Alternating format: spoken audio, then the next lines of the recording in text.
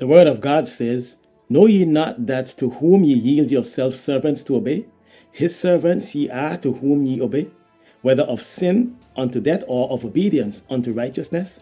Romans 6 verse 16. Perhaps the most famous surrender ceremony in history was the Japanese surrender on September 2, 1945. It took place in Tokyo Bay on the deck of the battleship USS Missouri. Representatives from Japan and the Allied nations signed a formal document of surrender, and World War II was over. There is a war that rages in every human heart, and it continues to rage until surrender is made. According to Paul, every person is the servant of one of two powers, sin or obedience. Serving sin leads to eternal death, but serving obedience leads to righteousness and everlasting life. An individual gets to choose which master he or she wishes to serve.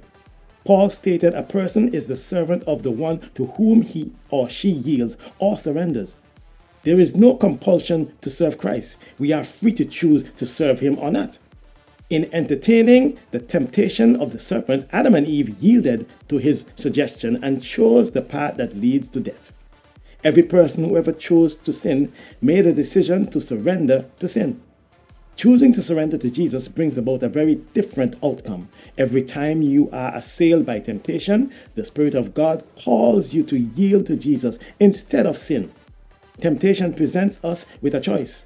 When we yield our hearts to Jesus, he fills us with his presence and leads us in his way.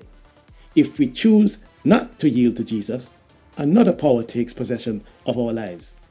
To surrender to Jesus is to choose everlasting life.